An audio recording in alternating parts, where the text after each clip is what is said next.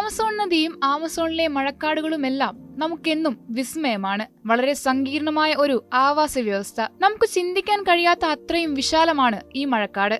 ഇതിലൂടെ ലോകത്തെ തന്നെ ഏറ്റവും വലിയ നദിയും ഒഴുകുന്നു. ഈ ആമസോൺ നദിയിലെ ജലപ്രവാഹത്തിൽ ഒരു ഡാം പോലും കെട്ടി ഉയർത്തിയിട്ടുമില്ല. ഇങ്ങനെ നോക്കിയാൽ ഏറെ രസകരമാണ് ആമസോൺ മഴക്കാടുകളെ കുറിച്ചുള്ള ചിന്തകൾ, വസ്തുതകളും അതുപോലെ തന്നെ.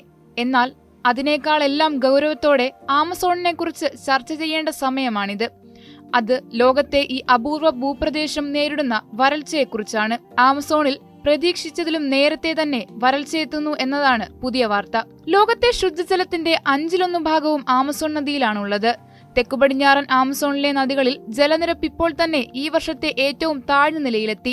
ഓഗസ്റ്റും സെപ്റ്റംബറുമാണ് പൊതുവിൽ ഇവിടെ വരൾച്ചയുടെ കാലമായി കണക്കാക്കപ്പെടുന്നത്. ഇക്കുറി ഓഗസ്റ്റ് തുടങ്ങിയപ്പോൾ തന്നെ വരൾച്ച അതിന്റെ ഏറ്റവും രൂക്ഷമായ നിലയിലെത്തി എന്നതാണ് ആശങ്കയ്ക്ക് കാരണമായിരിക്കുന്നത്. ഈ വരൾച്ചയിൽ നിന്ന് കരകയറുക അത്ര എളുപ്പമല്ലെന്നും ആമസോണിനെ കുറിച്ച് അറിയുന്ന വിദഗ്ധർ വിലയിരുത്തുന്നു. നമുക്കെല്ലാം അറിയാം, ലോകത്തെ ഏറ്റവും വലിയ ഉഷ്ണമേഖലാ വനമാണ് ആമസോൺ.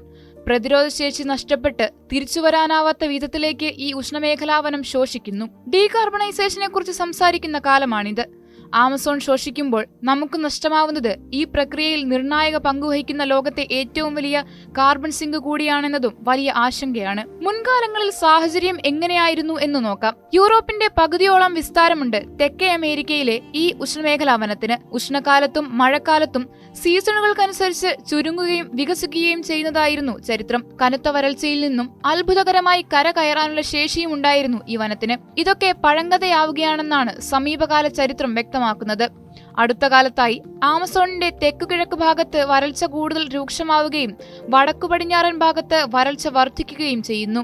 ഇത് നൽകുന്ന സൂചന വലിയ അപായത്തിന്റെ മുന്നറിയിപ്പാണ്. ആമസോണിന് ഇനി പഴയ പോലെ സീസണുകൾ മാറുന്നതിനനുസരിച്ച് പ്രതാപം വീണ്ടെടുക്കാനാവില്ലെന്ന് ചുരുക്കം. എൻവിറ പട്ടണത്തിന് അടുത്തുള്ള നദികളിലെ ജലനിരപ്പ് അപകടകരമായ നിലയിൽ താഴ്ന്നിട്ടുണ്ട്. നദികളിലുള്ള സഞ്ചാരം അസാധ്യമായി. ഇതോടെ നദീതീരവാസികളോട് നഗരത്തിലേക്ക് മാറാൻ അധികാരികൾ നിർദ്ദേശിച്ചിട്ടുമുണ്ട്. എന്തെങ്കിലും തരത്തിലുള്ള വൈദ്യസഹായം ലഭ്യമാക്കാൻ നദിയിലൂടെ സഞ്ചാരം സാധ്യമായില്ലെങ്കിൽ സാധിക്കില്ലെന്നാണ് ഇതിന് കാരണമായി ചൂണ്ടിക്കാട്ടിയിരിക്കുന്നത്. ആമസോണിലെ സമാനതകളില്ലാത്ത സസ്യജീവിജാലത്തിനും ഈ വരൾച്ച തിരിച്ചടിയാണ്.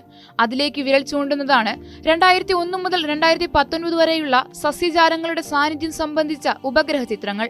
Proceeding of the National Academy of Science പ്രസിദ്ധീകരിച്ച പ്രബന്ധത്തിലാണ് ഈ ചിത്രങ്ങളുള്ളത്.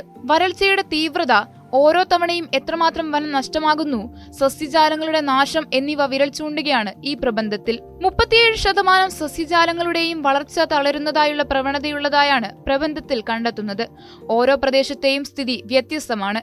തെക്കുകിഴക്കൻ ആമസോണിൽ ഇത് കൂടുതൽ തീവ്രവുമാണ്. ഉഷ്ണമേഖലാ മഴക്കാടുകൾ വളരെ വലിയ അപകടത്തിലേക്കാണ് നീങ്ങുന്നതെന്ന് ഈ ചിത്രങ്ങളെ ആസ്പദമാക്കി പ്രബന്ധ രചയിതാവ് ജോഹന്ന വാൻ പാസൽ പറയുന്നു. ലോകത്തിന് വളരെ ഗുരുതരമായ ഒരു വാർത്തയാണിത്. അന്തരീക്ഷത്തിൽ നിന്ന് കാർബൺ ഡൈ ഓക്സൈഡ് വലിച്ചെടുക്കാൻ സഹായിക്കുന്ന 1500 വൃക്ഷയിനങ്ങളാണ് ആമസോണിലുള്ളത്. ഇതാണ് അനുദിനം ഇല്ലാതായിക്കൊണ്ടിരിക്കുന്നതും. കാട്ടുതീയും വലിയൊരു ആശങ്ക തന്നെയാണ്. കഴിഞ്ഞ ജനുവരി മുതൽ ജൂലൈ വരെ ഏകദേശം 25,000 തീപിടുത്തങ്ങൾ ആമസോൺ വനത്തിലുണ്ടായിട്ടുണ്ട്. 100-ലേറെ ആളുകളാണ് ഇതിൽ മരിച്ചത്. വരൾച്ച നേരിടുമ്പോൾ മറ്റൊരു കാലത്ത് അതിതീവ്രമായ വെള്ളപ്പൊക്കവും ആമസോണിൽ ഉണ്ടാകുന്നുണ്ട്. വരൾച്ച കഴിഞ്ഞുള്ള മഴക്കാലം ഇതിനെല്ലാം പരിഹാരമാകുമെങ്കിൽ അതും തെറ്റുകയാണ്. സമീപകാലത്തായി മഴക്കാലങ്ങളുടെ ദൈർഘ്യം വർഷാവർഷം കുറഞ്ഞു വരികയാണ്. വരൾച്ചയുടെ പ്രത്യാഘാതങ്ങളിൽ നിന്ന് കരകയറാനുള്ള വനത്തിന്റെ ശേഷിയാണ് ഇതിലൂടെ ഇല്ലാതാകുന്നത്. കാലാവസ്ഥാ വ്യതിയാനം ചെറുക്കണമെന്നും പരിസ്ഥിതി സംരക്ഷിക്കണമെന്നും നമ്മൾ നാഴികയ്ക്ക് 40 വട്ടം പറയുമ്പോൾ ആമസോൺ നേരിടുന്ന ഈ ദുരവസ്ഥ കാണാതിരിക്കാൻ പറ്റില്ല.